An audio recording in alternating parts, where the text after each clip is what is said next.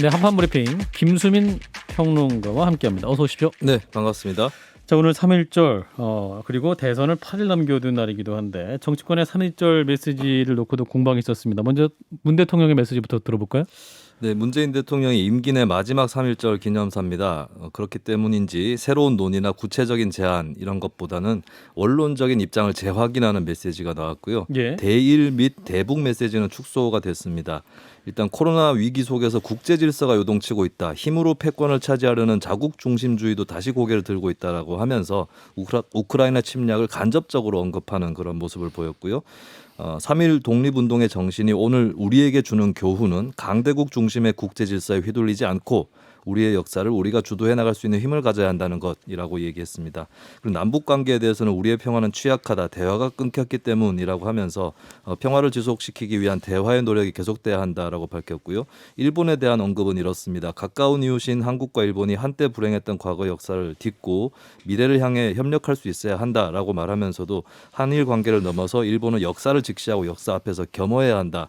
라고 얘기했습니다. 그러면서도 또 항상 대화의 문을 열어둘 것이라고 밝혔습니다. 예, 협력의 메시지, 대화의 문 이게 강조가 됐고 그런데 첫 민주정부 김대중 정부 부분이 논란이 됐군요.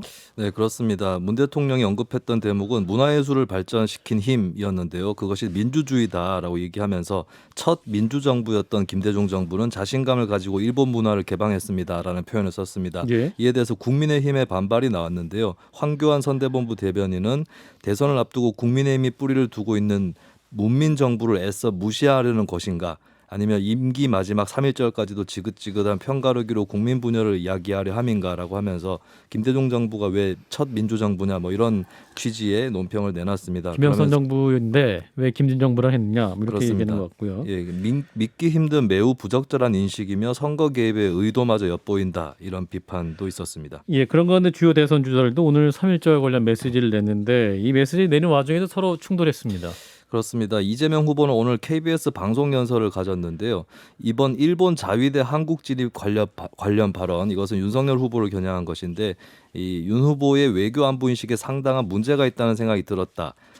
반성조차 하지 않는 일본의 자위대가 다시 한반도 땅에 발을 들여놓는 일, 저 이재명은 절대 용납하지 않겠다라고 밝혔습니다. 예. 윤석열 후보는 페이스북을 통해서 이재명 후보 비판에 나섰는데요. 침공당한 우크라이나가 전쟁을 자초했다며 우크라이나 국민을 조롱해서 국제사회 공분을 일으켰다라고 말했습니다. 또 역내 평화를 위해서 한미동맹과 한미일 안보 협력이 함께 필요하다는 취지의 발언도 일본 자위대 한반도 진입 용인으로 진위를 왜곡해서 친일 프레임을 더 씌우고 있다라고 반론을 하기도 했습니다. 한편 심상정 후보는 독립투사와 우크라이나 시민들을 비교를 하면서 탄압받고 있는 세계 모든 시민들께 뜨거운 연대의 마음을 전한다라고 밝혔고요. 안철수 후보는 사회 지도층의 책임을 3.1절을 맞아 생각해 본다면서 노블리스 오블리주를 강조했습니다. 예. 자, 먼저 문재인 대통령의 3.1절 메시지. 첫 민주정부라는 표현이 좀 공방이 있네요. 어떻게 들으셨는지 진 작가님? 대통령의 인식에 큰 문제가 있습니다. 이거는. 그러니까 우리가 지금 누리고 있는 체제가 1987년 체제고요. 예. 노태우 대통령이 처음으로 국민 직선제에서 선출된 대통령이거든요. 그때부터 우리가 이제 민주화의 과정으로 들어온 거고. 근데 이제 노태우 대통령이 그 군사 반란에 또 그 주역으로서 또 심판을 받지 않았습니까? 그 부분이 찝찝한다 하다면은 최소한 김영삼 정부부터라도 예. 인정을 해야 되는데 그걸 배제하고 김대중 정부부터라고 했을 땐 지금 대통령도 굉장히 잘못된 그러니까 선과 악 또는 민주 반민주의 굉장히 이념적인 생각을 하고 있고 이것이 3.1절이라는 국민을 통합해야 될 기념식장에서 기념식사 안에 들어있다라는 것은 조금 믿기 어려울 정도로 문제가 있는 발언이죠. 김 소장님? 예, 뭐 그 민주정부가 말 그대로 민주주의 정부였다라고 하면 부적절한 발언이라고 저도 생각합니다. 근데 이게 뭐 민주당이 항상 저희들 민주정부 하는 차원에서였는지는 좀 고민은 있는데 대통령의 연설이라고 하면 그런 점을 좀 명확하게 해줄 필요가 있었다는 점에서 예. 진의는 모르겠으나 이 민주정부가 정말 말 그대로 그 첫 번째 민주정부라고 민주정부라면? 한다면 예, 그러면 좀 문제가 있는 발언이라고 예, 동의합니다. 예. 자, 이 가운데 이제 외교안보 논쟁이 대선 후보들 간에 많이 붙으면서 또 이 프레임 전쟁이 있습니다. 이 부분은 또 어떻게 보셨는지 진 작가님. 이게 뭐 사실 말싸움이 돼버렸지 않습니까? 그러니까 윤석열 후보가 그때 이제 갑자기 심상정 후보가 막 예. 다그치니까 한미일 말을- 동맹. 실언이 나와버린 거예요. 일본군이 들어온다라든지. 그런데 그 자체가 갖고 있는 그 민감한 부분들 이걸 생각을 못하고 그냥 실언을 해버린 건데 예. 거기서 또 더 나와가지고 무슨 뭐 일본군이 우리나라에 들어온다라든지 이렇게 과장하는 것도 문제거든요. 예. 이게 사실 이런 문제입니다. 한편으로는 미국이 지금 빠지려고 해요. 여러 가지 부담이 있기 때문에. 그래서 군비 때문에. 아시아 태평양 지역에서 자기들이 담당하던 일정 부분의 역할을 일본한테 넘겨주려고 하고 그래서 한미일 동맹 체제를 만들려고 하는 게 미국이고 거기 맞서가지고 이제 북중러가 있지 않습니까? 근데 우리 같은 경우에는 그 사원돼서 한미일 동맹에 편입돼가지고 가야 되는가? 왜냐하면은 지금 그 중국이 아주 명시적으로 거의 제국주의적 성향을 드러내고 있고 그다음에 이번에 푸틴이 보여준 것처럼 러시아도 과거의 소비에트 연방의 그 영광을 재현하기 위해서 제국주의적인 행태를 보이고 있을 때 예. 여기서 우리는 뭘 해야 되는가 여기에 대해서 두 개의 입장이 다 가능하다고 보거든요. 한미일 동맹을 강화해야 된다는 입장도 있고 그것도 중요하지만 또한 저들하고 중국과 러시아와 척을 질 필요는 없잖아. 그런 이런 가운데서 우리나라가 어떤 길로 가야 될지 이렇게 생산적인 논의로 가야 되거든요. 근데 이걸 가지고 말꼬리를 잡아서 막 서로 프레임을 얹으려고 하는 건 이러면 사실 사회적 합의가 이루어질 수가 없는 겁니다, 이게. 예. 자, 김 소장님. 예, 뭐 정치 초보가 공부를 제대로 안 하고 나오니까 생기는 문제인데 문제는 이제 이분이든 누구든 다음 달에 대통령을 해야 된다라는 문제가 있는 건데요. 이게 정치 초보라는 말도 이것도 이제 프레임인데 그러는 이재명하고 민주당의 이번에 우크라이나에 대한 인식을 보게 되면 진짜 무식하거든요. 사실 인터넷 검색해가 30분만 1시간만 인터넷 검색을 해도 그렇게 간단한 문제가 아니라는 걸 아는데 그러면서 자기들이 무슨 전문가인 것처럼 얘기하는 게 좀 황당하거든요. 웬만한 페이스북 하는 사람들보다 인식이 없어요. 외교 안보의 문제인데. 그런데 자꾸 그런 프레임을 씌우려고 한단 말이죠. 그래서 제가 볼 때는 두 분 다 솔직히 좀 초보입니다. 그러니까 작가님도 지금 말씀하신 대로 작가님도 페이스북 보고 최근에 이제 우크라이나와 관련돼서 많이 공부를 하셨을 텐데 여하튼 제가 하는 얘기는 그 한미 동맹하고 한미일 안보 협력하고 본인도 그렇게 얘기를 하고 있지만 이게 굉장히 다른 거거든요. 예. 동맹이라고 하는 것은 자국의 전쟁에 났을 때 상대국의 자동 개입을 의미하는 동맹인 건데 그것에 대한 개념이 없는 상태였기 때문에 그래서 한미일 동맹을 하겠다는 것이니까 덥석 그 대답을 해버린 상태가 된 것이잖아요. 심사정 후보 질문에 대해서. 그렇죠. 그러니까 동맹이라는 것이 가지는 사전적 의미 정도는 특히나 일본과의 관계에서는 중요한 문제이기 때문에 이런 점들을 가르쳐가면서 국가를 운영할 수 있나 참 이런 걱정이 됩니다. 그러니까 사실 우리가 중국하고 러시아하고 지금 북한만 없으면 사실 국경을 맞대고 있단 말이죠. 이런 상태에서 우리가 어떤 선택을 해야 되느냐의 문제거든요. 그러니까 한미일 동맹이 민족주의적 관점에 서가지고 무조건 안 된다 이렇게 봐서는 안 되는 겁니다. 그리고 일본군은 이미 6.25 때 우리나라에 왔었어요. 그리고 6.25 때 만약에 일본이란 나라가 병창기지 노릇을 안 했으면 우리는 벌써 적화가 됐을 거라는 거죠. 이런 복잡한 문제가 있는데 그 말 한마디 일본군이 우리 땅을 밟느냐 안 밟느냐. 일본군 이미 6.25 때 들어와가지고 전사자까지 있어요, 사실은. 그런데 이렇게 문제의식을 좁혀가지고 얘기해서는 안 된다라는 겁니다, 저는. 근데 이제 뭐 기본적인 국민적 감정이라는 게 있는 것이고 자위대가 지금 평화헌법 구조를 깨고 나서 제일 하고 싶은 것이 해외 파병인데 한미일 동맹이 만들어서 일본이 우리나라에 발을 디딜 수 있는 명분이 생기면 평화헌법을 깰 수 있는 논리적 구조를 제공한다는 점에서 우리가 먼저 나서서 한미일 동맹을 얘기할 필요는 없지 않을까 대한민국이 생각합니다. 지금 그 군사력이 세계 6위입니다. 그리고 한미일 동맹이라는 게 의미하는 바는 일본이 또 다른 나라에 침입을 받았을 때 우리나라 군대도 일본에 갈 수 있다는 얘기예요. 예, 여기까지 하시죠. 자, 그래서 우크라이나 문제로 가겠습니다. 첫 정전 협상 별다른 합의 없이 끝났는데 지금 이제 러시아군이 우크라이나 민간인들 폭격을 가하고 있다 이런 뉴스가 계속 나오고 있습니다. 네.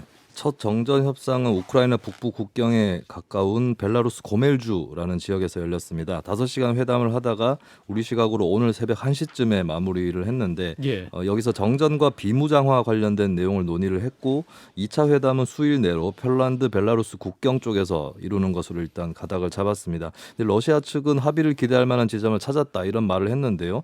다만 우크라이나 측에서는 러시아가 극도로 편향적인 태도를 보였다 이렇게 밝히기도 했습니다. 예. 그리고 이 협상대로 그냥 진행이 되다가 끝이 났고 전투는 전투대로 이루어지는 그런 현상이 벌어지고 있는데 우크라이나 제2의 도시죠. 동부 지역에 있는 하리코프 여기에 이제 러시아군이 이틀 전에 진입을 했다가 격렬한 시가전을 거쳐서 우크라이나군이 통제를 회복한 지역이거든요. 예. 여기에 이제 러시아군이 수십 발의 포격을 해서 민간인 9명이 사망하고 수십 명이 다친 것으로 알려졌습니다.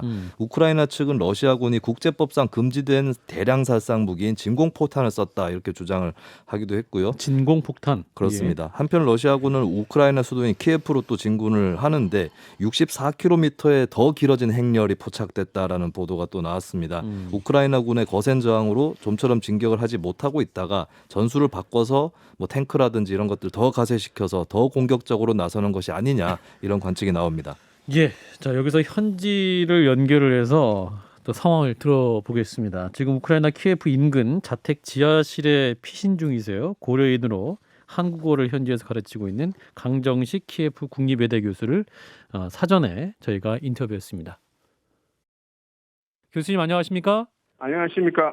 예, 교수님 지금 키예프 근처에 계시는 거죠? 네, 그렇습니다. 예, 자택 지하실에서 대피 중이시라고 들었는데 아직도 그럼 그곳에 계신 거군요. 네, 이 전기가 끊겼다가 다시 들어왔다 한다고 하는데 그 현재 네. 상황은 어떠신가요? 지금 전기 들어와 있습니다. 아, 다행이군요. 식료품도 어제 잠깐 시간이 있어서 마트 가서 식료품도 좀 많이 샀습니다. 아하, 그렇군요. 지금 교수님 그 손자들과 가족 등은 모두 우크라이나에 있다고 들었는데 지금 다른 곳으로 피신하실 계획은 없으신 겁니까? 지금 피신을 할 수가 없습니다. 하려고 해도. 그렇기 때문에 그렇군요. 지금 상황에서는 가만히 기다리는 것이 좀 안전한 곳에서 기다리는 것이 더 좋은 방법이라고 생각합니다. 예, 그 현지 상황 보니까 어떤 피난을 하려고 해도 지금 못하고 길이 꽉 막혀 있고 키예프 상황 굉장히 위중한 것 같습니다. 지금 사이렌도 막 울리고 외출 금지령이 있다는 네, 뉴스가 있는데 네. 어떻습니까? 예, 그렇습니다. 9시에 사이렌스 소리가 났습니다. 그래서 지금 다 지하철이나 다른 데 다 들어갔습니다. 아하. 지금 국민들이 다 한결같이 다 뭉쳐서 지금 저항 강도가 아주 셉니다. 예. 그렇기 때문에 러시아 군인들도 벌써 한 6천 명 정도 벌써 선멸됐습니다. 아하, 6천 명이요. 예, 지금 이제 러시아가 제2도시 민간 지역을 무차별 포격하고 있다라는 뉴스가 있고 교수님께서 현지에서 좀 그거 맞습니다.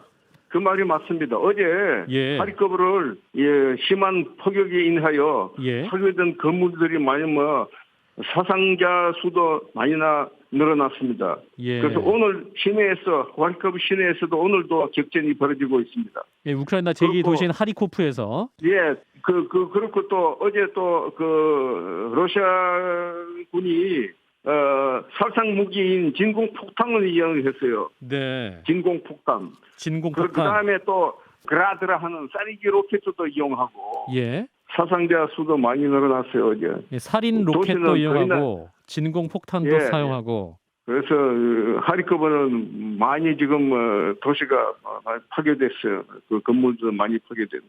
그렇군요. 근데 그런 상황을 직면했을 때 현재 계신 민간인들은 굉장히 좀 공포스러운 분위기 그리고 걱정이 굉장히 많으실 것 같습니다. 어떠신가요? 그렇죠. 물론이죠. 걱정은 많고 밤에 잠도 잘 못 자고 저도 한 2-3시간밖에 못 잤습니다. 항상 그러니까요. 그 포음이 파열음이 계속 들리고 아하. 그 주무실 때 그 폭탄 소리도 들리고 그 폭탄이 예. 행여나 또 계신 곳에 떨어질 수도 있는 그러한 공포도 있으실 것 같아요. 예, 그렇습니다. 예. 아, 이게 참 제가 뭐라고 드릴 말씀이 없는데 이제 그럼에도 불구하고 이제 13만여 명이 자원 입대했다고도 하네요. 굉장히 많은 숫자인데 현지에선 그래도 굴복하지 말자, 끝까지 싸우자 이런 분위기가 많은가 봅니다. 예, 그런 분위기밖에 없습니다. 끝까지 아하. 싸우겠다. 예. 시내에도 지금 여기 우리 시골에서도 못 나가게 해서 그런 막아놓고 바리카드 같은 거 만들어놓고 탱크들 못 들게 하고 거기에 지금 의원군들이 다 서 있습니다. 아, 그 시민들이 이제 바리케이트를 막아서 러시아군들이 들어오지 못하게 그렇게 정하고 있다 그런 예. 말씀이네요. 네, 맞습니다. 아하, 그렇군요. 정말로 이러한 위기를 바탕으로 우크라이나 국민들은 하나로 똘똘 뭉치고 있는 그런 상황인 것 같습니다. 예, 그렇습니다. 그렇고 우크라이나인들이 아주 어제 협상이 있었는데 협상도 아무 결과 없이 그냥 끝났습니다. 예, 말씀하신 대로 그 러시아와 우크라이나가 첫 번째 협상을 했는데 별 성과는 네. 없었고 2차 회담을 하겠다 이런 결과만 지금 있는 상태죠. 아니, 2차도 아무 결과가 없을 거예요. 그 결과가 나올 수가 없어요. 왜냐하면 예. 중립 국화 방안, 그 다음에 뭐 자기들 정부를 세우려고 하거든요. 자기들 정부를. 그 다음에 아하. 조건도 다르고, 그 다음에 또 그 크리미아도 다 그 뭐 이제는 러시아 땅이라고 우리가 인정해줘야 하고 뭐 그런 조건들을 세우니까 우크라이나는 그건 절대로 그렇게는 우리는 못한다. 그러니까 예, 러시아 입장에서는 EU 가입도 안 되고 나토 가입도 안 되고 예. 중립 국가한 상태에서 친러시아 정부를 지금 우크라이나 만들려고 하니까 그 입장에서 현재 우크라이나는 예. 받을 수 없는 이런 상황으로 예. 지금 보시는 거군요. 예, 그렇습니다. 예, 그럼 이제 그 젤렌스키 대통령의 어떠한 선택이 가장 중요할 것 같습니다. 국민들 생각은 어떻습니까? 뭐 그건 다 지지하고 있습니다. 국민들이 다 대통령 젤렌스키 대통령 결정을 다 지지하고 있습니다. 아하, 그렇군요. 91%까지 이제 지지율이 있다고 하는데 그 정도로 실제적으로도 거의 나 100%. 한 마음으로 우리 우크라이나 국민들이 한 마음으로 옆하고 야파고 다 상관없이 모두 다 한결같이 국민들이 다 지지하면서 끝까지 싸우자 하는 그런 의견입니다. 여야 상관없이 끝까지 예, 젤렌스키 상관없이, 대통령을 예. 지지하고 싸우자. 예. 그리고 예. 젤렌스키 대통령이 그 현지에서 그 키예프에서 나 지금 여기 있다라고 이제 영상을 공개했지 않습니까? 국민들 보라는 의미로. 그런 영상을 보면서 또 우리 우크라이나 국민들이 굉장히 큰 힘을 얻으실 수 있을 것 같아요. 어떤 반응이 있나요? 네, 맞습니다. 네, 예, 다 대통령, 뭐 국무총리 다 끝까지 싸우자. 러시아하고는 절대로 러시아 요구에 안 된다. 계속 나오고 있습니다. 그렇군요. 점점 상황이 안 좋아지고 있는데요. 키예프 인근에 계신데 우리 교수님도 계속 안전하게 계시면 좋겠습니다. 네, 오늘이 제일 아주 제일 심각한 그 나라라고 생각할 수 있습니다. 왜냐하면 오늘이 아마 심한 강한 폭격이 진행될 것 같습니다. 오늘이. 예. 심한 폭격이 키예프에 심한 폭격이 일어날 것 같습니다. 예, 우리 교수님과 우리 교수님 가정이 부디 또 안전하시기를 그리고 우크라이나 땅의 평화를 위해서 저희가 간절히 기도하겠습니다. 교수님 오늘 어려운 상황인데 귀하고 또 자세한 말씀 잘 들었습니다. 고맙습니다. 예, 예. 네, 우크라이나 키예프 인근에 머물고 계신 분이죠. 네, 한국어를 가르치고 계십니다. 강정식 키예프 국립외대 교수였습니다. 예, 현지 상황 연결해서 사전 녹음으로 들어와 봤고요. 예, 우크라이나 상황이 현재 어떻게 보시는지 친 작가님부터. 뭐 정보가 많지는 않습니다. 요즘 부지런히 찾아보고 있는데 이렇게 간단한 문제는 아니거든요. 그러니까 서방 측의 책임도 있고 사실 약속을 깨고 원래 고르바초프 했던 약속을 깨고 나토를 계속 확장해 왔거든요. 그게 이제 러시아를 건드린 측면도 있고 또 돈바스 지역에서 또 우크라이나 군이 또 했던 또 짓들도 있어요. 예. 그럼에도 불구하고 이것은 침략 전쟁 아닙니까? 굉장히 어려운 거고 이게 단지 뭐 그 중립국화하고 이런 차원의 문제가 아니라 푸틴의 계획은 좀 큰 거거든요. 이게 단지 그 차원의 문제가 아니라 대러시아주의가 있는 것 같아요. 예를 들어서 그 강의를 받으니 그런 얘기가 나오더라고요. 지금 보통 평범한 러시아 사람들 생각은 뭐냐면 이런 거래요. 그러니까 과거의 그 위대한 소비에트 연방을 그리워하지 않으면 그건 심장이 없는 사람이고, 근데 그 시절로 돌아가자면 머리가 없는 사람이다. 그러니까 과거와는 다른 방식으로 그 시절로 돌아가고 싶은 열망이 있고, 그걸 대변하는 게 푸틴이고, 푸틴의 높은 지지율의 근본이다라는 거죠. 그러니까 이게 여기서 끝일 건 아니라는 겁니다. 돈바스 떼주고 크리미아 떼준다고 해서 해결될 문제는 아니고 계속 확장될 거라는 거거든요. 그래서 이 문제 때문에 사실 이게 협상으로 해결될 문제는 아닌 것 같습니다. 예, 어렵네요. 김 소장님. 예, 저도 마찬가지로 이게 선악의 구도로 볼 수 있는 문제가 아니고 뭐 우크라이나에서 피해를 보고 있는 국민들 입장에서 들으면 다 러시아가 악마다 이렇게 한마디로 간단하게 얘기할 수 있지만 방금 진 교수님도 말씀하셨지만 부시가 기본적으로 나토가 동진하지 않을 것이라고 고르바초프하고 약속을 했다가 이제 문을 갑자기 열고 문호를 개방하면서 문제가 생긴 것도 있고 네. 군사적으로는 절대적으로 개입 안 하겠다라고 하면서 러시아를 맹비난해서 길을 터준 측면도 분명히 있고 그리고 이제 경제 제재를 얘기하는데 미국과 러시아의 교역량은 미국 전체 교역량이 0.35%에 불과한데 우리나라와 러시아는 10대 교역국이거든요. 예, 이런 점 등도 고려를 해야 되고 지금 보수에서는 또 막 이렇게 나서 얘기하는데 막상 그들이 정권을 잡고 있던 박근혜 정부 시절에는 크림 전쟁 때 경제 제재에 박근혜 정부가 참여하지 않았어요. 그러니까 지금 이 상태에서 우크라이나의 전쟁을 어떻게 해결할 것인가 이것도 한 축으로 중요하지만 이런 복잡한 외교 관계 안에서 한미 동맹만 하면 장땡인가에 대한 우리들의 생각도 잘 다듬고 정신을 좀 똑바로 차리고 있을 필요가 있다는 생각이 듭니다. 한 가지 더 첨언하자면 여기서 우리가 또 놓치지 말아야 될 것은 양국 간의 뭐 영토 분쟁 이런 차원의 문제가 아니라 우크라이나 주민들, 우크라이나 살고 있는 국민들의 마음이거든요. 이 사람들은 유럽이 되고 싶어요. 유럽식 자유민주주의 국가. 근데 지금 친러 정권을 세우게 된 건 독재 정권이 될 수밖에 없거든요. 그 벨라루시가 돕는데 벨라루시 정말 악랄한 독재 정권이고 푸틴도 독재 정권 아니겠습니까? 여기에 대한 국민들의 요구가 있는 일종의 민주혁명의 성격이 있다라는 것도 놓치면 안 될 것 같습니다. 예. 또 우크라이나 상황 계속 지켜봐야겠습니다. 다음 뉴스. 윤석열 안철수 후보의 단일화 무산된 다음에도 여진이 계속되고 있습니다. 어제 국민의힘에서 의원총회를 심야했는데 아직도 단일화 얘기가 나오고 있다면서요? 네, 윤영석 의원은 통합정부론을 들고 나온 민주당의 대응이 필요하다는 취지에서 마지막까지 단일화 성사를 위해 노력해 줄 것을 지도부에 당부를 했습니다. 이명수 의원은 단일화 상황을 포함한 선거 관리 전반에 대해서 컨트롤타워 부재다라고 지적을 하기도 했고요. 중진 윤상현 의원도 단일화가 꼭 필요하다 이렇게 강조를 했습니다. 예. 한편 단일화 협상에 윤 후보 대리인으로 참석했다고 알려진 장제원 의원도 이날 자리에 나왔는데 예. 별도 언급은 하지 않았다라고 알려졌습니다. 김기현 원내대표는 마무리 발언을 통해서 안철수 후보에게 가급적 우호적으로 해서 단일화를 위해 끝까지 노력하겠다라고 밝혔고요. 권영세 선대본부장은 오늘 이제 회의를 통해서 나온 말이 이제 단일화는 그 끈을 놓지 않겠다라는 방침은 나왔는데 근데 현실적으로는 쉽지 않다라고 하는 그런 낙관적이지 않은 전망을 내놓기도 했습니다. 예. 이 와중에 또 안철수 후보는 어떤 정치인이든 만날 용의가 있다. 또 이 발언에서 다시 또 주목을 받고 있습니다. 네, 오늘 3.1절 기념식 참석을 했다가 기자들 질문을 받고 문답을 하는 과정에서 나온 말인데요. 근데 이제 이 윤 후보와 만날 생각이 있느냐 이 질문을 받고 답변을 한 것인데 중요한 어젠다에 대해 논의한다면 어떤 정치인이든 만날 용의가 있다라고 답변을 했습니다. 근데 네. 만날 만날 용의가 있다. 이 부분에 한편으로는 또 집중이 되는데 근데 또 다른 한편으로는 단일화 무산 이유에 대해서 윤 후보 측에서 그 경선 방식을 받지 않았기 때문에 진정성이 없다라고 밝히기도 하고 예. 또 국민의힘 쪽하고도 계속 공방을 이어가는 그런 모습이었습니다. 그러니까 안 후보가 보고를 받아놓고 딴소리를 했다. 이게 국민의힘의 입장이었는데 거기에 대해서도 안 후보는 제가 제안한 국민 경선에 대한 그 국민의힘 입장을 보고를 못 받았다는 의미다라고 맞받았습니다. 그래서 이게 이제 해석하기에 따라서 계속해서 책임 공방 일어나고 있다라고 해석하는 경우도 있고 아니면 문이 아직도 열려 있다 이렇게 해석하는 경우도 있습니다. 예. 대선 끝날 때까지 이 얘기는 계속될 것 같고요. 윤여준 전 장관, 뭐 법륜스님 얘기도 나오는데 이 가운데 지금 이재명 후보와 김동연 후보 전격적인 회동을 통해서 통합 정부를 합의했다. 후보 단일화 수순이다. 이런 얘기가 나오네요.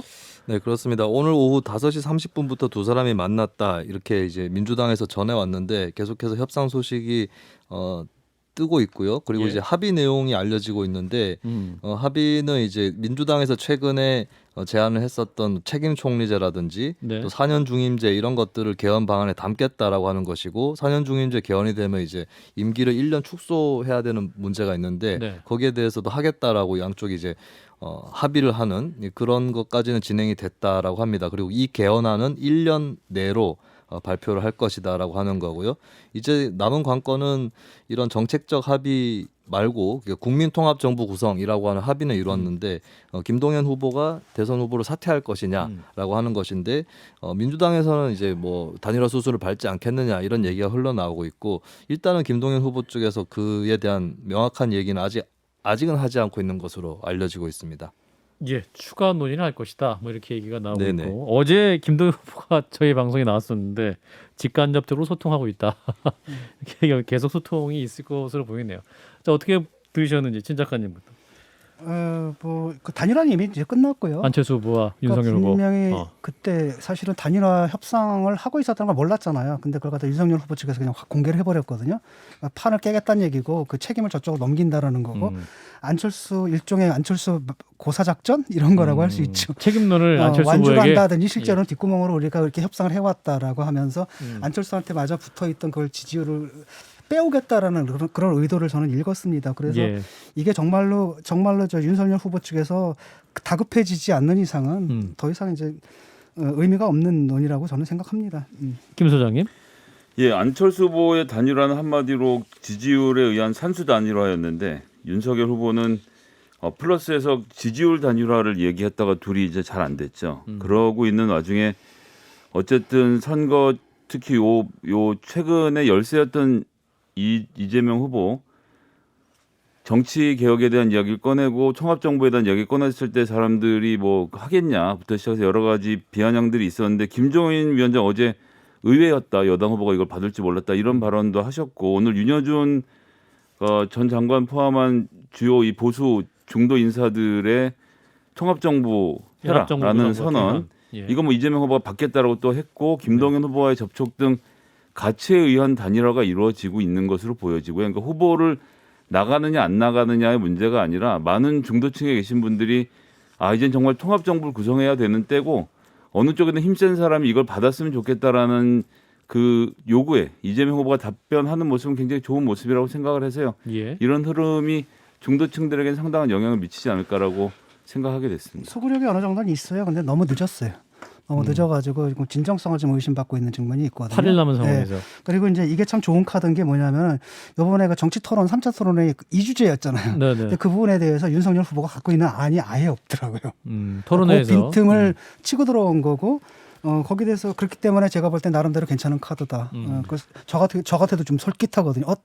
한 번 더 속아줘. 예, 뭐 후보의 의총까지 했으니까 이제 안 하면 정당이 없어질 겁니다. 예. 자, 김수민 평론가가 정리해 주세요. 막판 변수가 될 수 있을까요?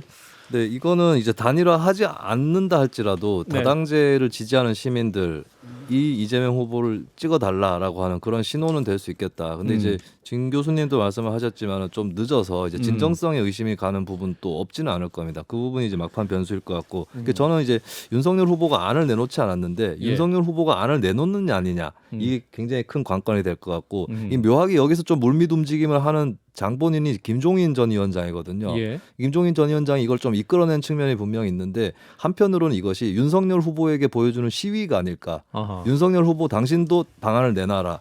이렇게도 전개가 될 수 있기 때문에 윤 후보가 어떻게 여기에 대응할 거냐 이게 굉장히 또 중대한 관건인 것 아마 같습니다. 대답을 내놔야 될 겁니다. 네. 예, 이제 TV 토론 한 번 남았는데 뭐 그 자리에서 뭔가 얘기할 수도 있을 것 같고. TV 토론에서 말하는 건 하겠습니다. 여기까지 하죠. 한판 브리핑 김수민 평론가였습니다. 고맙습니다. 예, 감사합니다.